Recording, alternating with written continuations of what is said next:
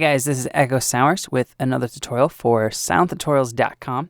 If you'd like to sign up for these YouTube videos, you can do that at youtube.com/ADSR Tuts. That's TUTS. That was a quick demo of the bass patch we'll be making today in Sylenth. There's leads in there as well. I just wanted to kind of give you a really simple and quick context of how it works. It's a really punchy, snappy, digital sounding bass. Has a little element of almost like a slap bass going on, which is pretty cool. You could use it for a bunch of genres of EDM, progressive house, electro, pop, Melbourne, a bunch. So I have a new instance of Sylenth pulled up right here.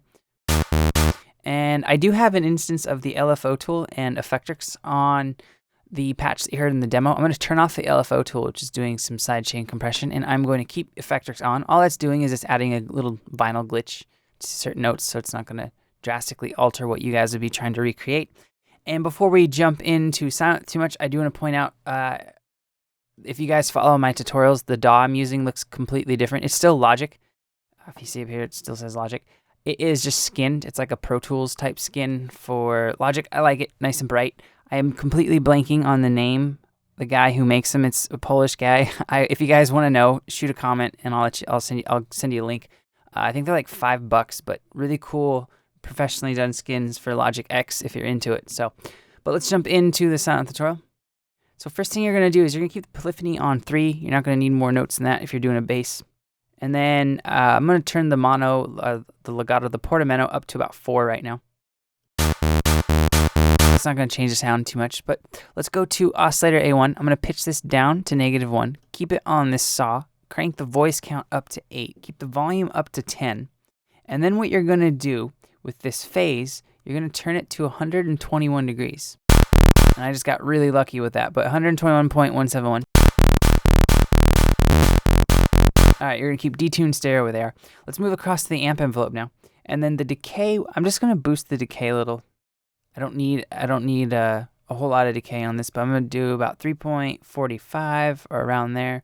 And then the sustain I'm going to turn down to about 7 or 7.76, I think I want to go to, if that's an interval that it lets me have. Yeah. All right, let's go to our second oscillator on part A. And I'm going to change this to a triangle waveform. Jack up the voices to 8. Detune, downtune, and a whole octave to -1. And then the volume, you're going to turn the volume down now to 7.95.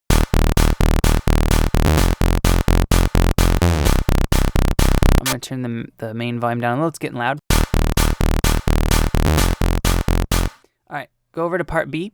In part B, I'm just going to use this as a noise generator. Give it one voice. I'm going to keep the volume up right now, so if I played it, it'd be really, really loud and annoying, but I will turn the sustain down and to probably around 4.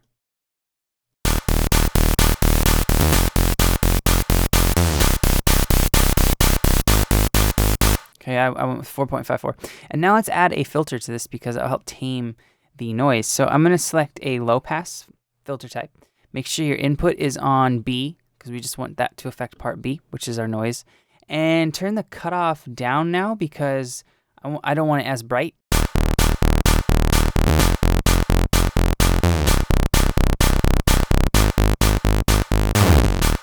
The reason why I'm turning it down is I'm going to end up modulating with the cutoff A and B, which will bring a little bit of that noise back, but you'll see if I have this up too high and then I modulate, it's just way too much noise. So take it down to around 42, and then we'll bring it back later when we hit the modulation envelopes.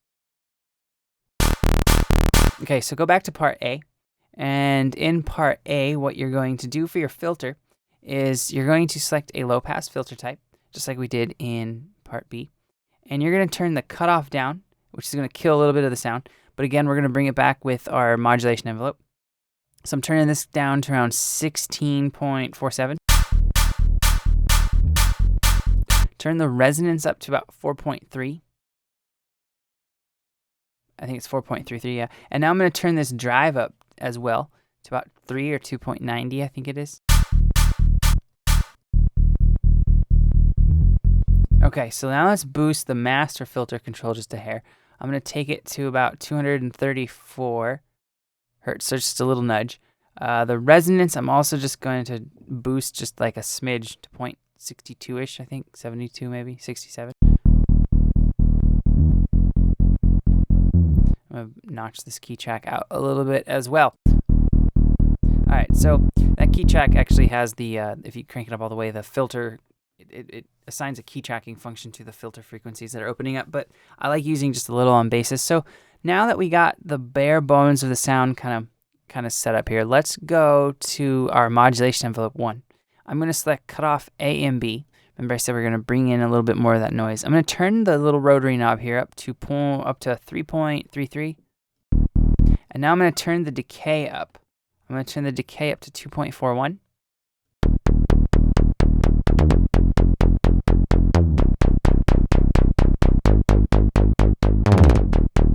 All right, and then I'm going to boost the release just a hair as well too, just a shade under 1. So do about 0.75.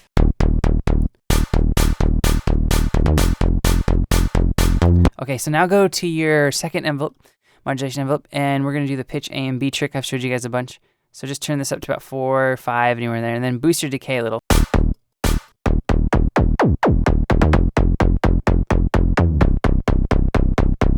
All right.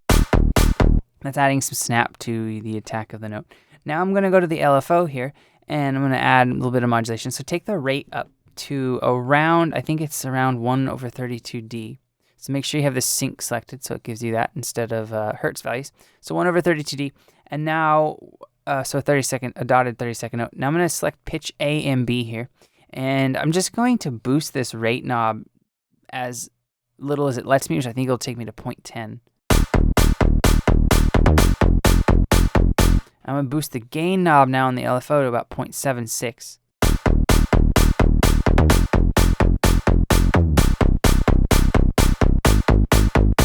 I'm going to actually go back up to my amp envelope and give it a little bit more release.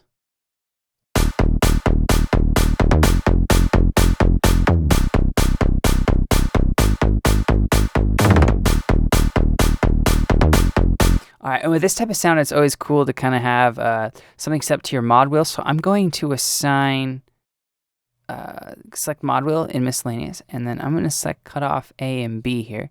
And then what you can do is this will now be attached to your mod wheel, so you can change things with it, which is fun for if you just want to like automate one note or two notes to be a little bit different. So I'm just going to take this to about 4.10 and call it a day.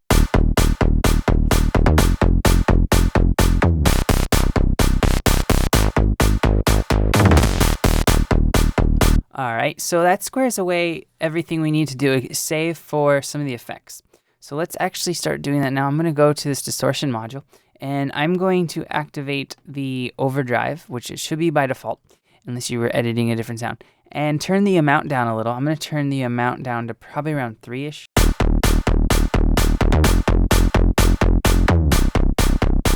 All right, dry wet, I'm going to turn down just to kind of taste.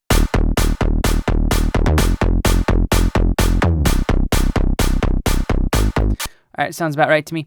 Now I'm going to also, the EQ is important for this to kind of notch out some certain frequencies and boost a couple that will make it more punchy and digital. So the bass, I'm going to take the bass actually down just a hair. I'm going to take it to 6.7.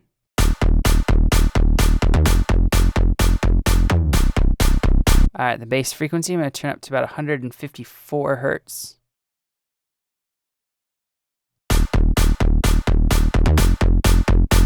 Treble, I'm going to boost. I'm going to boost that up to around 10.8, I think it is.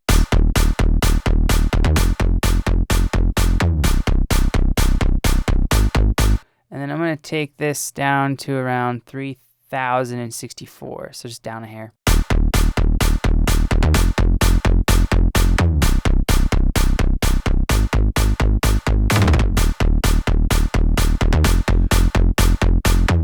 And let's go back up to our second oscillator real quick, and I'm going to give it some more, I'm going to give it some phase. I'm going to go to 280-ish degrees. And that's going to bring in that digital. I save that till then just because if I did that before, it wouldn't give it that digital sound, but I wanted to show you that messing with your phase, the phase knob on your oscillators can actually really change the sound. I mean, this is from here. That's more of just kind of an analog type sound. When you kind of crank this phase up, I think I went to 286. It starts to get that kind of Dioro, almost like a slap digital bass sound, which is cool. So that can really change your sound when it's kind of, once you got something going, you want to make it more interesting.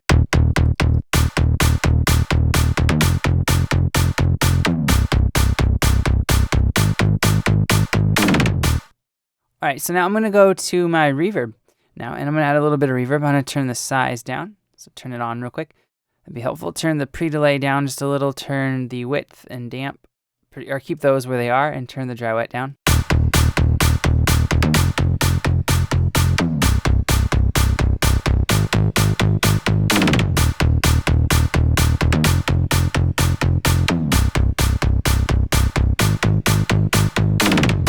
All right, and that's pretty much the sound that we had in the beginning. Let me turn the LFO tool on, and I'll bring back in those leads.